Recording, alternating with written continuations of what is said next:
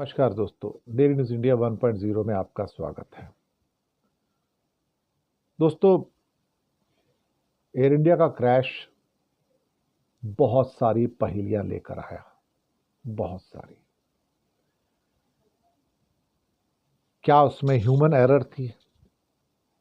क्या technological fault था? क्या इंजन फेल हो गए थे? क्या बर्ड हिट हुआ था? हुआ क्या अल्टीमेटली? 100 लोग 100 बातें,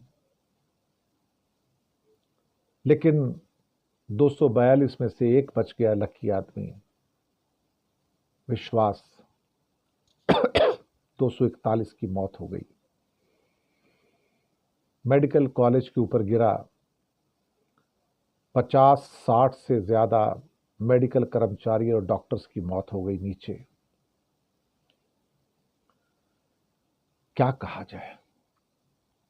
दुनिया में जो वर्स्ट हादसे होते हैं उनमें से एक। 241 तो प्लेन में मर गए और सुनने में आया 100 से ज्यादा जमीन पर मर गए और डॉक्टर्स मरे। 50-60 तो सुना डॉक्टर ही मर गए। अब सवाल तो उठ रहे हैं। सवाल क्या है? क्या इंजन में पावर नहीं थी? एक शख्स जो उसी प्लेन के अंदर ट्रैवल किया था दिल्ली से अहमदाबाद 2 घंटे पहले, वो कहता है कि इस प्लेन में बहुत सारी कमियां थी। एसी काम नहीं कर रहा था, क्रू को बुलाने वाला बटन काम नहीं कर रहा था, बाकी उसका जो टीवी का सिस्टम है वो भी काम नहीं कर रहा था। और तब उसने टैग करके चीज़ें भेजी थी एविएशन मिनिस्टर को कि तुम्हारा प्लेन उड़ कैसे रहा है, ये इसमें कुछ खामियां हैं, टेक्नोलॉजिकल फॉल्ट है इसके अंदर। और 2 घंटे के अंदर अंदर उस प्लेन को लंदन के लिए उड़ा दिया गया। और इस व्यक्ति के, जिसका नाम मिस्टर वत्स है, उसको इग्नोर कर दिया गया। जी हाँ, इग्नोर कर दिया गया। कमाल है ना, देखा जाए तो। पर कोई सुनने वाला था क्या? कौन सुनेगा? अब यहां पर बहुत सारी जो चीजें घटी हैं, अब यहां पर जो मासूम जाने गई हैं, क्या उसका जवाब एयर इंडिया देगा? क्या 1 करोड़ का मुआवजा दे के जो आपने जिंदगानियों की जो कीमत वो छीन ली क्या? या आप वहां पे एक मेडिकल हॉस्टल बना दोगे, उससे क्या हो जाएगा? या जमीन पे भी जो मरे हैं उनको भी आप कुछ दे दोगे? पर उससे सवाल जो है वो तो हल नहीं होते ना। बोइंग का ये जो प्लेन है, इसके ऊपर तो हमेशा से सवाल उठते रहे, ड्रीम लाइनर के ऊपर, कि क्या ये लायक है कि उड़ सके। और ड्रीम लाइनर का सबसे बुरा क्रैश इसको माना जाएगा। और ड्रीम लाइनर वास्तव में ही कई बार तो ग्राउंडेड किया जा चुका है, ना जाने कितनी बार ग्राउंडेड किया जा चुका है। लेकिन उसके बावजूद भी ये उड़ता रहा, उड़ता रहा। ग्राउंड करने के बाद फिर कहा कि नहीं अब उड़ेगा, हमने ठीक कर दिया है। लेकिन क्या वो ठीक हुआ?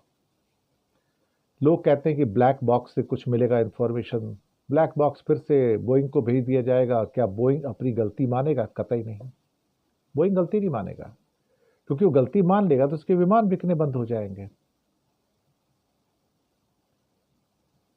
बहुत कुछ इस बात पे भी डिपेंड करेगा कि हमारा DGCA, director general civil aviation, airlines को कितनी परमिशन देता है कि वो अपनी कॉस्ट कटिंग करे। जहां 100 इंजीनियर्स चाहिए होते हैं, वहां 15-20 इंजीनियर काम करते हैं, बाकी लोगों को निकाल दिया गया। ये क्या है कि टेक्नोलॉजी काम करेगी। लेकिन जो फ्लाइट इंजीनियर्स होते हैं वहाँ टेक्नोलॉजी काम नहीं करती, और फ्लाइट इंजीनियर ही काम करते हैं। लेकिन कॉस्ट कटिंग के लिए सबको निकाल दिया गया। ये तो हमने भी देखा है ना, कि जहाँ पहले सैकड़ों फ्लाइट इंजीनियर्स होते थे एक एक कंपनी में, अब वहाँ पर नहीं है, अब गिने चुने नंबर हैं। और आखिरकार जब ये सारी शिकायतें थी तो पायलट ने भी अपनी रिपोर्ट दी होगी ना, जो दिल्ली से अहमदाबाद फ्लाई करके आया था, और उसने बताया होगा कि इसके अंदर कमियां हैं। तो फिर ये फ्लाइट को उड़ने की परमिशन कैसे दे दी गई? ये तो पूछना होगा ना। तो क्या एयर इंडिया समझौते कर रही थी क्या? बहुत सारे समझौते कर रही थी क्या? ऐसा लगता है। कॉस्ट कटिंग के चक्कर में, इस कॉस्ट कटिंग के युग में एयर इंडिया शायद बहुत सारी चीज़ों पे समझौता कर रही थी, मेंटेनेंस पे समझौता कर रही थी, रख रखाव पे समझौता कर रही थी, उनके इंजीनियर्स की संख्या को कम करके समझौता कर रही थी। अब गलती तो मानेंगे नहीं, क्योंकि इनको तो प्रॉफिटेबिलिटी चाहिए, पैसे कमाने हैं ना। तो पैसे कमाने के लिए तो 100 तरीके हो सकते हैं, और वो 100 तरीके हैं यहाँ पर। वही तो हो रहा है अल्टीमेटली। आप क्या करोगे? इन्हें दरअसल क्या कहते हैं कि सिर्फ और सिर्फ प्रॉफिट कमाना है, फैसिलिटी के नाम पर कुछ नहीं है साहब, कुछ भी नहीं है। मैं आपको बताऊं, 241 लोगों के साथ और भी कई लोगों की मौत हो चुकी है। अभी तक सिर्फ 24 एक्स्ट्रा की डेथ की घोषणा हुई है, लेकिन मेरे हिसाब से 50 और 100 के बीच में एक्स्ट्रा 100 लोग जो है वो मरे हैं, और 100 से ऊपर मतलब घायल हैं। जो बंदा बचा इसमें, एक ब्रिटिश ने, वो कहता है कि जब मारी मैंने प्लेन से, जब नीचे गिरा तो मेरे चारों तरफ लाशें ही लाशें थी, और मैं अंदर से जिंदा निकल कर वापस आ गया। ये भी एक चमत्कार है, मिरेकल है।